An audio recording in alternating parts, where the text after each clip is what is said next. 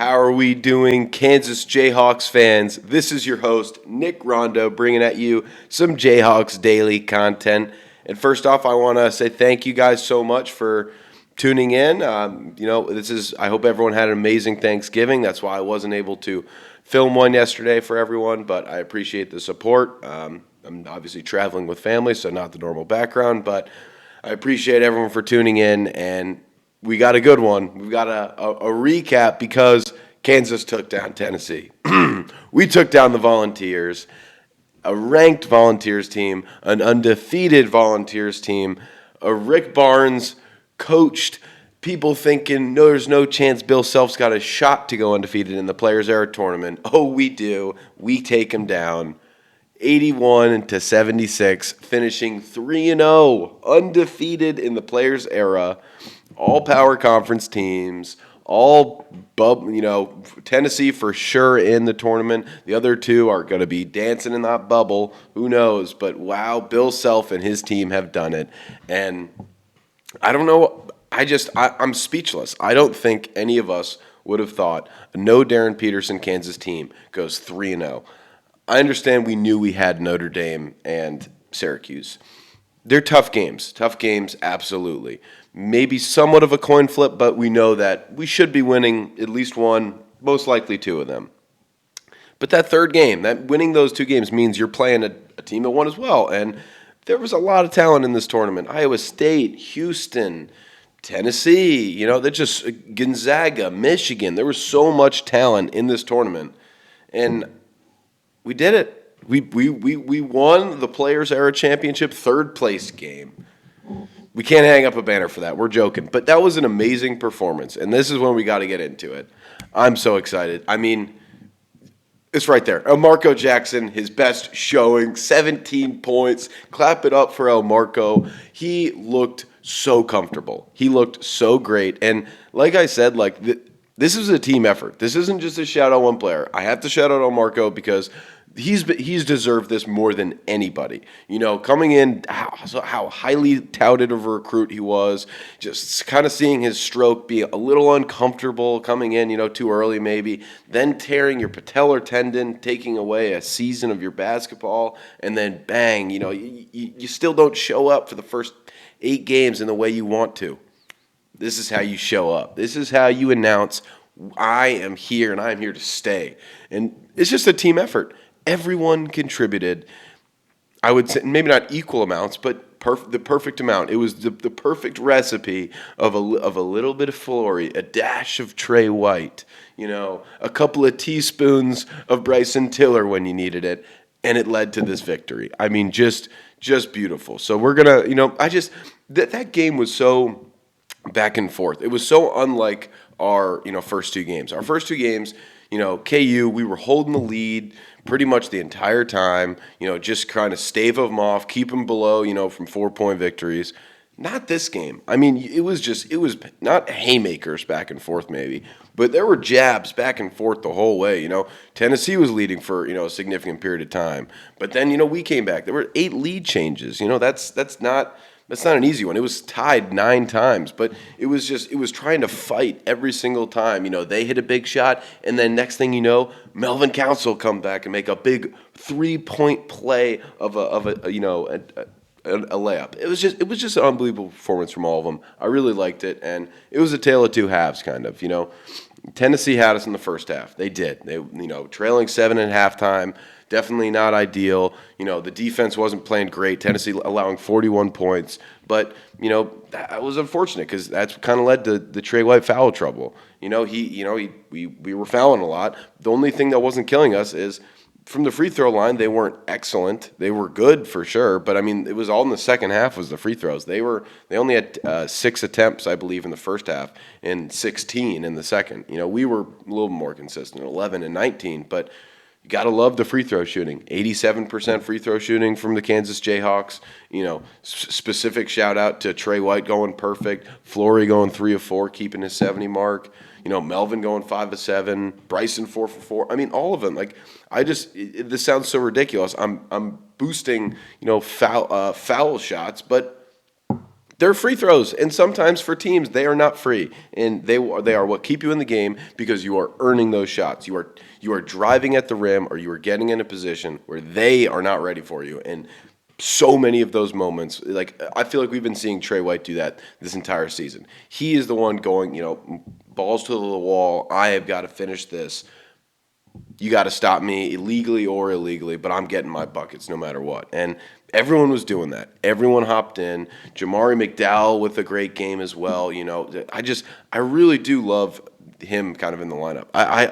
No shots against Cole Rosario. Again, Cole, not the best performance, but I think that's what we're going to have to expect from this year is a little bit of inconsistency because he's an 18-year-old who was supposed to be a senior this year. He was not. This is not a kid that Darren Peterson, where we're just like, oh no, he should come in and just take over. He's not even a Brayson Tiller, where you'd be like, no, he's been with the system since last January with Bill. He was a top recruit in his own right, and then he kind of worked it. No, Cole Rosario just popped up. He said, I want to go play for the Kansas Jayhawks, and then they're like, for this year, yeah, you're number 70 in the ESPN ranking. Boom.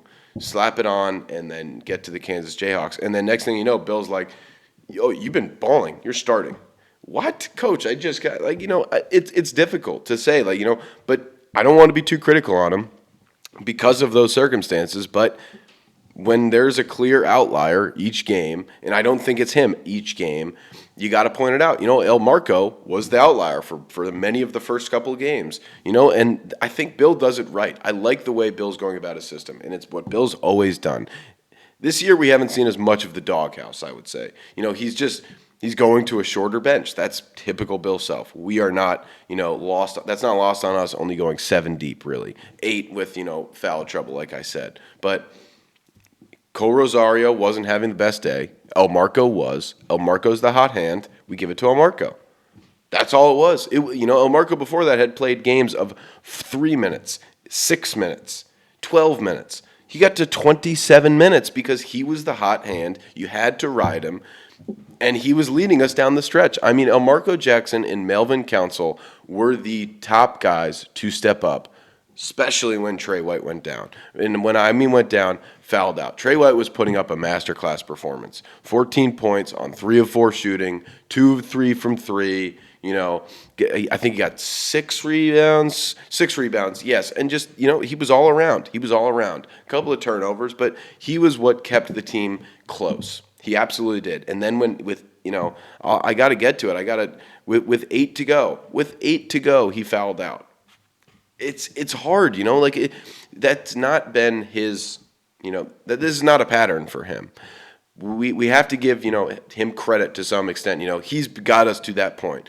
So you got to pick him up. And who picked him up? Melvin Council with, I lost count, honestly, at a point of how many and one tough buckets he was getting. And I remember one specifically with about 2.5 to go, or maybe 3 to go. There was another one that they didn't call that I thought was clear as day of an and one, but at least he made the bucket. He was exactly what the team needed when we were, it was tight. We were down 8, then we were down 5, then we're down 4, then we took big 3 to cut it to 1, and then boom, we took the lead and we did not give it back with 4 or 5 to go in this Tennessee game. They just could not handle the amount of pressure we were doing.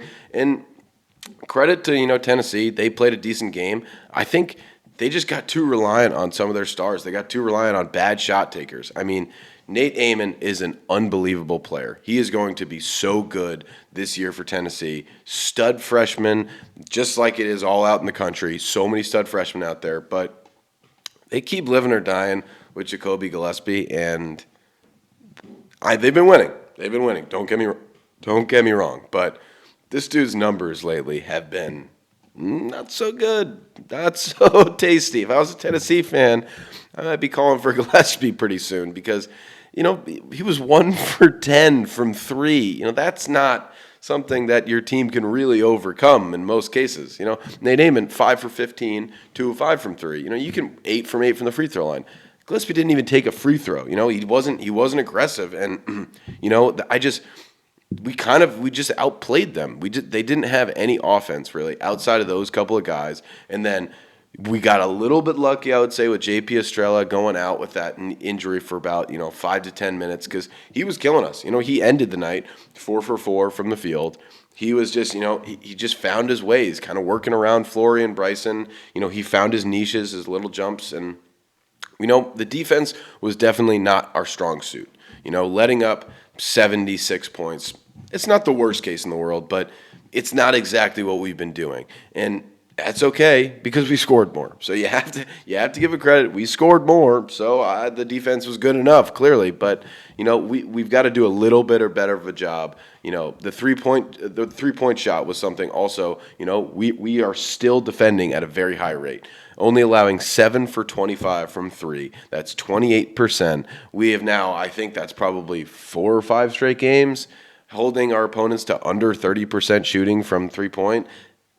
I mean, that's the defense I love. I love that. But, like I said, the foul trouble means it was a lot of free throws they were taking by the end with 22 free throws in total. We outdid them in 30. But it was just a great performance. It was super exciting to see this team not only go 3-0, not only play the way they did and take down a Tennessee team that, let's all admit it, none of us probably thought we had a good chance. I mean, I can't retroactively say it now. I didn't give you a score prediction the other day because I didn't have a thing, but I had in my head, I was like, it's going to be an ugly one. I thought it was going to be more of like a buzzer beater. I thought, maybe like an 81-79, 77-76, back and forth just like it was with a winner. But we took that lead at the end. We didn't give it back. We secured the 4-point victory. Or 5-point victory. It was a fun game. We go 3-0 in the Players Era Championship. We beat an undefeated Tennessee team that everyone knows is a lock for the tournament, that everyone knows also is a top 15 team, maybe guaranteed top 25, but they're a very talented team. We're going to see what they do in the SEC play, but that's the kind of performance I wanted, specifically going into next week. Going in with Danny Hurley and UConn, you need not a signature win, because I can't call it a signature win quite, but I'm going to call it a great win. That's exactly what we need. We had to have confidence in a game outside of Flory Bidunga just, hitting every. Flory Bidunga was 5 of 15. Not a bad performance, but obviously not one of his better ones. Definitely not one of his better ones. Only 7 rebounds for him. But he does what he does, 3 blocks. That's what Flory does. He helps us in every other way. So I have to give Flory credit. It was very fun to see him, come into his own this tournament. This was something that we had been really hoping for. We were thinking, do we have a chance without Darren Peterson? Well, if Flory Bidunga plays well, boom. Flory Bidunga plays well this tournament. He plays to a top caliber. I'm going to say it. He was playing like an All-American. I don't think he will be one, but he was playing like one with no Darren Peterson. If, hypothetically, no Darren Peterson all year, I would be surprised if Flory Bidunga wasn't in a serious conversation for an All-American. Because, I'm sorry, you have to value both sides of the ball. He's one of the best defenders in the country. And he was putting up some of the best offensive numbers. So I just throw it out there. There is no part of me that wants to be right, because that means that Darren Peterson probably is not playing, but good for Flory Bidunga for, being as great as he has been in this tournament. Trey White continues to step up for us in such major ways. And, this is just where we got to check in with the team. I've said it before. I said after the first couple wins, I like this team even without Darren Peterson. No. I love with a capital L this team without Darren Peterson. Even. I love it with Darren. I don't even know how to explain my emotions with the Darren Peterson. Without, I'm just saying, this team, they were marked for dead. They were put out to the trash. They were saying, oh, good, this Kansas team, they're going to really take a sputter, a real spill. 3-0 in the Players Era, taking down Tennessee. Putting up points, stopping them from scoring points, doing everything that people didn't think we had. So here we are now. We're going into some big games coming up. Am I worried about the UConn game? A little, only because the fact that Danny Hurley gets his guys really psyched up. He's crazy. So we've got him next Tuesday, going to be a crucial game. But, it's home. It's a home game. And then we've got a little bit of time until we've got that Sunday game against Mizzou.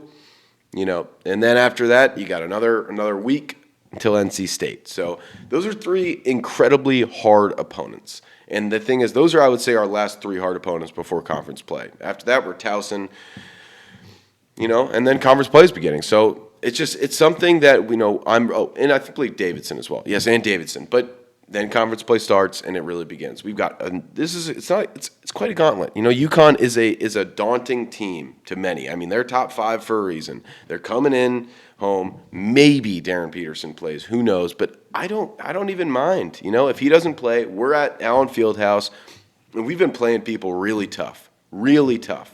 That Duke game, the score line does not reflect our performance. And it really doesn't. We all know, as Kansas Jayhawks fans, that was a 4-point game with a couple minutes to go. That was a could have been a 1-possession game with a couple minutes to go. And then they went on a big, 10-0 scoring run. That does not do us justice, obviously. But I just like to say, this team should have a lot more credit than they've been getting. Yes, the UNC game was a very poor performance, very disappointing, but it was game 2 of the season. We're not going to be talking about it that much come March. I won't be talking about it that much. I actually hope to never speak of it again. I feel like that's a burn the game film type of game. But we talked about it, we broke it down, we put it behind us. Come on, that's it. That's so a couple of weeks ago. This team is just playing their hearts out. We love to see it. I hope everyone else loved to see the Tennessee game. Please let me know any thoughts, any concern, anything that you guys saw in the game that you think I missed. I mean, I just love the performance afterwards. Bill Self going in with all the guys, putting the towel overhead, dumping water over them. I mean, just fun. The vibes are high. They're going to be high in Lawrence. I cannot wait for the UConn game. But thank you guys so much for tuning in. Like, comment, subscribe. Please let me know anything. What were your thoughts of the tournament? What would you give them as a grade? An A, a B, a C? No one's giving them anything less than a C. Please, come on. We know that. But I just want to thank you guys again so much. And we know how it is. Rock chalk. Go Jayhawks.